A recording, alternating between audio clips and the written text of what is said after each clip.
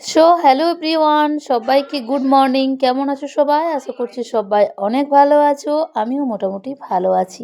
তো দেখো, আজকে মর্নিং ওয়াক করতে গিয়ে কিছুটা পরিমাণ সবজি নিয়ে এসেছিলাম। আমি কিন্তু হাঁটতে যাই, তখন যেদিন যে সবজিটা খেতে ইচ্ছে করে নিয়ে আসি। তো যাই হোক, সমস্ত বাসি কাজকর্ম অফ ক্যামেরাতেই কমপ্লিট করে নিয়েছি। সেসব আর তোমাদের সঙ্গে শেয়ার করলাম না। এখন আমি স্নান সেরে নিয়েছি, আর দেখো চলে এসেছি রান্নাঘরে। স্নান সেরে প্রথমেই আমাদের কাজ হচ্ছে নিজে একটু পরিপাটি হয়ে নিয়ে হালকা কিছু টিফিন করে তারপর রান্নাঘরে আসা। তো আমি সব কিছু করে নিয়েছি। এখন দেখো, ভাতের জলটা গরম হয়ে গেছে, আমি চাল ফেলে দিচ্ছি, এখন ভাত হবে। জানি না এই ব্লগ ভিডিওতে কি হবে বা কি হচ্ছে, তবে দু একজনের ভিডিও দেখলে অনেকটাই মোটিভেশন হয়, অনেকটাই ভালো লাগে যে হ্যাঁ আমিও বানাবো। আর কোনো কোনো সময় মনে হয় আর ভিডিও বানাবো না। আজকেই যেমন ভিডিও দিতে পারলাম না, ভিডিও রেডি করা ছিল দুটো ভিডিও, কিন্তু শুধু ভয়েস দেওয়ার অভাবে পড়েছিল। মানে বাচ্চাদের ঘর বুঝতেই পারছো, আর আমার একটাই রুম। দুপুরবেলায় যদি সময় করে না ভিডিও দিতে পারি তাহলে রাত্রেবেলায় তো আরও হয় না, তার কারণ রাত্রে আমার মেয়ে পড়াশোনা করে। তো যাই হোক, এখন দেখো কি রান্না করি সেই পালা। নিয়ে এসেছিলাম শাক, মানে ওই ভোতা শাক 3 মুঠো, আর হচ্ছে যে 1 মুঠো পুদিনা পাতা। এখন পুদিনা পাতাটা নতুন নতুন বেরোচ্ছে, তাই কিন্তু খুব টেস্টি লাগছে খেতে। আর এদিকে দেখো, আমি একটা সাদা রোজ আর একটা লাল রোজ নিয়ে এসেছিলাম আমার হাজব্যান্ডের জন্য। তবে জানো তো, দিতে পারিনি, এইখানে রেখেছিলাম, আর কে কোথায় নিয়ে গেল বুঝতেই পারলাম না। একটু পরে দেখি যে ফুল দুটো নেই।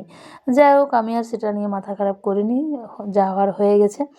আর নিয়ে এসেছিলাম আজকে অনেকটা পরিমাণ টমেটো। কিছুদিন আগে টমেটোর এতটাই দাম ছিল, হাত দেওয়া যাচ্ছিল না। 80 টাকা কিলো, এখন দিচ্ছে 20 টাকা কিলো। তো ওই যে 10 টাকায় 500 টমেটো নিয়ে এসেছিলাম, আর 500 মটরশুঁটি, 3 মুঠো শাক, পুদিনা পাতা। এই হবে আজকের রান্না। তো প্রথমে পুদিনা পাতাগুলো তুলে বেছে আর হচ্ছে জলে দিয়ে পরিষ্কার করে ধুয়ে নেব, তার কারণ এখনই বাটতে হবে। আর পুদিনা পাতা একটু জলে দিয়ে না রাখলে যদি বালি থাকে সেই জন্য। তো এই যে বড় জামটাতে আমি কিন্তু তুলে তুলে রেখে দিচ্ছি। পুদিনা পাতা তোলা আমার কমপ্লিট। ওদিকে নিয়ে নিয়েছি কিছুটা পরিমাণ তেঁতুল, আর 2 কোয়া মতো রসুন, আর অল্প পরিমাণ চিনি দিয়ে বাটবো। আর শাকটাও কেটে ধুয়ে পরিষ্কার করে বেছে নিয়েছি। এখন দেখো ভাজার পালা। তো কড়াইয়ে দিয়ে দিয়েছি শাক, আর শাক অনেকটাই দেখায়, আর ভাজতে গিয়ে অল্প পরিমাণ হয়। মানে 3 মুঠো শাক আমাদের 4 জনের অল্প করে হয়েছে, বুঝতে পারছো কত কম হয় সেদ্ধ হয়ে। তারপর ভাতটা হয়ে গেছে, এখানে মাঠটা জড়িয়ে নিচ্ছি। আর আমার এই বেসিনটা হয়ে এতটাই সুবিধা হয়েছে কি আর বলবো। আর এখন তো ছেলেমেয়ের স্কুল খুলে গেছে। তারপর দেখো, অফ ক্যামেরাতেই কিন্তু তাড়াহুড়োর মধ্যে আমি পরোটা বানিয়ে নিয়েছিলাম ওদেরকে টিফিনে দেবো বলে। আর এদিকে মেয়েকে টিফিনটা প্যাক করে দিচ্ছি।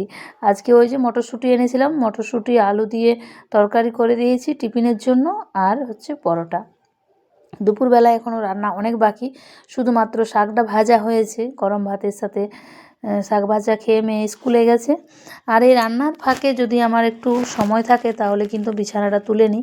বিছানাটা তুলে পরিষ্কার করে নিয়েছি। ভিডিওটা যাতে বড় না হয় সেই জন্য তোমাদের সঙ্গে একটু একটু করে শেয়ার করছি। আজকে রান্না করব মাটন। তো দেখতেই পাচ্ছ, হাজব্যান্ড দিয়ে পাঠিয়েছে মাটন। ওদিকে মাটনটা রান্না করার জন্য ফোড়নে আমি গরম মশলা, তেজপাতা দিয়ে দিয়েছি। এখন পেঁয়াজটা ভেজে নেব। সবাই যেমন রান্না করো সেরকমভাবেই করব, তবে আজ অনেকটাই দেরি হয়ে গেছিলো বলে কড়াইয়ে রান্না করব না। আজকে মাটনটা কুকারে রান্না করব। তবে ভালো করে কষে নিতে হবে আগে, তারপর কুকারে দেবো। তার কারণ না কষে নিয়ে দিলে কীরকম একটা লাগবে আমি জানি না। আমি খুব কম রান্না করি প্রেসার কুকারে মাটন। তবে যেদিনকে তাড়াহুড়ো থাকে, আধ ঘন্টার মধ্যে রান্না করতে হয়, সেদিনকে কিন্তু কুকারেই করি। এখন প্রায় 15 থেকে 20 মিনিট ভালো করে কষে নেব।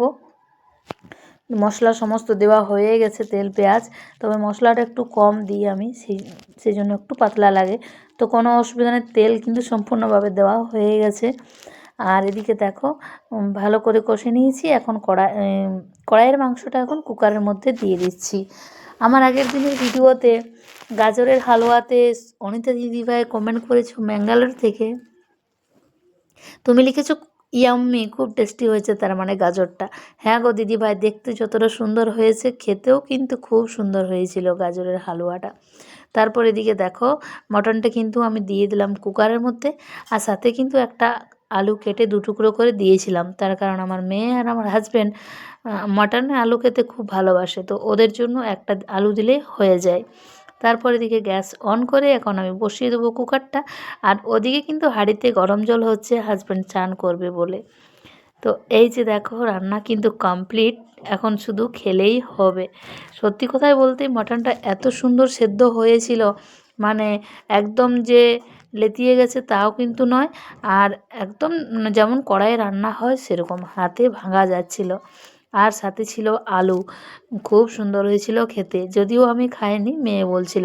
আর ওদিকে অল্প পরিমাণ শাক ভাজা দিয়েছি আর পুদিনা বাটা। এই ছিল আজকের রেসিপি। আর তোমরা আজকে কে কী খাবার খেলে অবশ্যই জানাবে কমেন্টে। আর আমার ভিডিওটা যদি ভালো লাগে তো কে কোথা থেকে দেখছো সেটা একটু একটু কমেন্টে লিখে দিয়ে যেও, তাহলে আমি বুঝতে পারবো যে কোথা থেকে তোমরা আমার ভিডিওটা দেখছো। তো দেখতেই পাচ্ছ মাংসটা কত সুন্দর সেদ্ধ হয়েছে। তারপর সমস্ত বাসন নিয়ে চলে এসেছি কলতলায়। জানোই তো আমাদের শুধু খেলেই হবে না, খাওয়ার আগে এবং খাওয়ার পরের দিকটা যদি ভাবে প্রত্যেকটা গৃহবধূ, তাহলে কিন্তু অবস্থা খারাপ হয়ে যাবে। ওই যে নিজের ভেবে আমরা করে যাই, মনের মতো করে গুছিয়ে বাগিয়ে সবটা করার চেষ্টা করি, সেই জন্যই করতে পারি। তারপর দেখো সমস্ত বাসন গুছিয়ে রেখে এখন সন্ধেবেলায় রুটি বানাচ্ছি, তার কারণ রুটি বানিয়ে একটু বাজারে যাব। আগের দিনের ভিডিওতে তোমরা দেখেছিলে যে বাজারে গেছিলাম, মেয়ের জন্য কয়েকটা টপ নিয়ে এসেছি টিউশন যাওয়ার জন্য। তো সেগুলো একটু চেঞ্জ করব, সেগুলোর মধ্যে একটা চেঞ্জ করব, তাই চলে এসেছি দেখো বিগ মার্টে। আমি আর আমার হাজব্যান্ড, সাথে কিন্তু মেয়েও রয়েছে। আর বিগ মার্ট মানে হচ্ছে জমদার শপিং। এখন প্রত্যেকটা মলেই খুব সেল চলছে, মানে ডিসকাউন্ট 70% 50% ডিসকাউন্ট চলছে। যেহেতু শীতের পোশাকগুলো আর বেশি দিন থাকবে না, এগুলো ঢুকে যাবে ভেতরে, সেই জন্য যতগুলো রয়েছে ডিসকাউন্টে দিচ্ছে। তো এখন আমরা শীতের পোশাক নেব না, সামনে আমাদের বিয়েবাড়ির জন্য কিছু শপিং করতে এসেছিলাম, তবে কিছু কেনাকাটি করিনি। মেয়ের জন্য একটা টপ নিয়েছি, তবে অনেক দেখার পর একটা টপ পছন্দ হয়েছে। এগুলো দেখতে যতটা সুন্দর লাগছে ততটা পরলে কিন্তু ভালো লাগছে না। আমার মনে হয় দোকানেই ভালো মলের থেকে। তো যে যেটা ভালো বুঝে, আমার মেয়ে কিন্তু বেশিরভাগ টপ জিন্স মল থেকেই নেয়, ওর এখানেই ভালো লাগে। তো যাই হোক, আজকের ভিডিওটার বেশি বড় করলাম না, দেখা হচ্ছে নেক্সট কোনো ভিডিওতে। ততক্ষণের জন্য সবাই ভালো থেকো, সুস্থ থেকো, সাবধানে থেকো। কাজল অঙ্কিতা লাইফস্টাইল থেকে কাজল আমার প্রত্যেকটা ভিডিওতে কমেন্ট করে, কাজল তুমি কেমন আছো জানাবে।